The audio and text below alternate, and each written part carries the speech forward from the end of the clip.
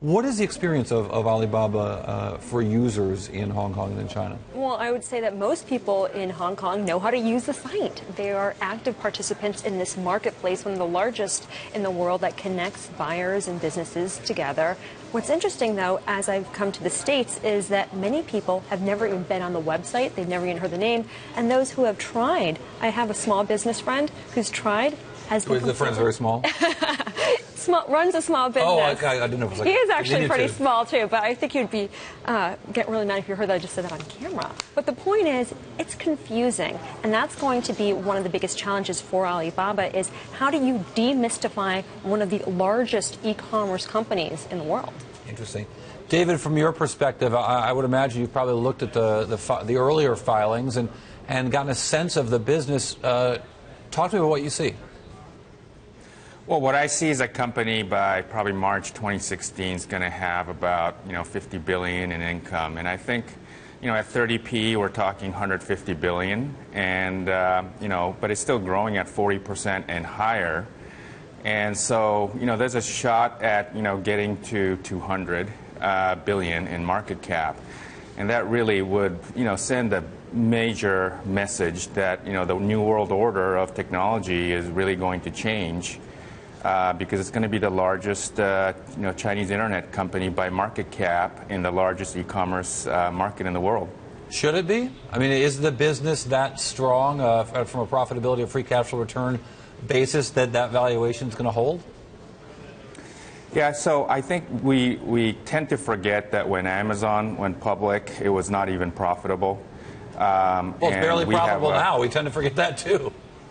That's exactly my point, which is I think Alibaba is still in the early phase of where e-commerce is really kicking in China. It's already the largest in larger market than in the U.S., and yet mobile commerce is just about to start, and they dominate about 70 to 80% of anything basically sold to the consumer on e-commerce is basically through their websites. Yeah, and talk about the mobile usage and how important that is for Alibaba in China. Well, it's extremely important. If you take a look at the many battles they're fighting, the e-commerce, the brick and mortar, the integration from e-commerce to brick and mortar, mobile is the most important thing. And that's one of the pieces that they have actually nailed compared to their biggest competitors, for example, Baidu and Tencent. They depend on the average person going out and buying what they see right away. In fact, they are adopting a new type of technology where if I like what you're wearing on the street, I can take a photo of it and it can send it directly to the type of store that will sell it, and I can buy it right away. So and they still really is an depend intermediary on in a sort of eBay-like fashion where they're matching the buyer and the seller, but they're not actually owning the product. That's right. And what's interesting is you're really seeing in China the rise of this middle class. Many people are on their very first smartphone, and as a result, they are really trying to figure out the best ways to use it. They don't have the laptop at home. They've gone straight to the phone, and that is where they're doing their shopping. That is where they're ordering and structuring their lives. Interesting stuff. David, when you look at all the other businesses that are sort of folded into this, do you see a network effect, or do you just see that these guys are sort of cobbling together a lot of different ideas all on top of one? Well, I think the propensity for a large internet company nowadays, whether you're Google or Tencent, is to kind of dominate or try to get into every field. And I think in particular, there's a lot of greenfield areas in China. And I think Alibaba sees that they're in the front seat along with Baidu and Tencent, that they could go and try to grab them.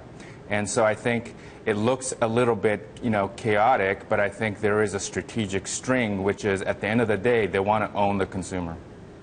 In terms of owning the consumer, do you get that sense right now that they've got this really dominant market share in China, that's where people, in ways that Amazon's starting to be in the U.S., where people shop online, they shop at Amazon. Yeah. Are you seeing that in China? Yeah, and as David said, they own 80% of consumer shopping in China. That number is expected to grow by 2017, according to analysts at iResearch.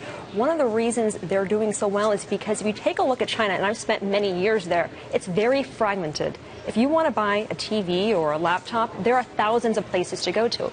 That's why Alibaba is so great. It's a central portal where you can buy what you need quickly and instantly. You don't have to navigate the ground, so to speak. You have to navigate the web. The reason something like that may not do as well as in the U.S. is because in the U.S., it's pretty straightforward to navigate. If you want to buy a laptop or a computer or a TV, you go to one of four places, Best Buy, etc., or you can go straight online. In China, you don't always have those options, which is why Alibaba is doing really well. And is the emergence, is the mobile platform so important because that's sort of the first computing that a lot of people in China will ever do? Absolutely. Maybe the only they'll ever do. You know, if you take a look at those who are in second-tier and third-tier cities, I've spent some time in places like Wuhan. 10 million people. I had never heard of the city until I've been there before. And most people there, and this is a technologically savvy city, own their only smartphone. They own one, and they just bought it recently. And by the way, it's not always one of the most expensive ones on the street. It's not always a Samsung or an Apple iPhone. There are other products. The point is, it's interesting that David mentioned that they want to own the consumer. And David, I'd be curious to hear what your thoughts are about the gaming side of things, because if you want to own the consumer, you want to figure out how do you increase the number of revenue streams you can get from them. And one way is gaming, and Tencent has done a great job at this. They've partnered with the creators of Candy Crush and Final Fantasy to create more gaming content and to sell these virtual goods so that not only are they able to buy physical goods, but virtual goods as well. I'm curious to see how you think Alibaba can tap into that. Well, I think the thesis for Alibaba is that shopping is also entertainment. As we also know that a lot of e-commerce sites now, whether it's auction basis or social networking basis, it's becoming more entertaining.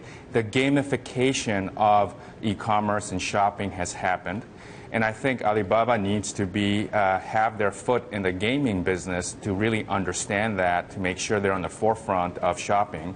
But at the same time, gaming in China is one of the early markets in the internet that was extremely successful. And when you look at mobile, Alibaba is facing a few threats from the communication side, from Weixin or WeChat that Tencent has, and also on the search side that Baidu has. And I think they need to have a defensive strategy to make sure that they arm themselves with almost every single sector in the internet business in China right now. And they'll also be armed with a big pile of cash if this IPO goes off the way they want it to. The Roadshow will give us a big clue next week.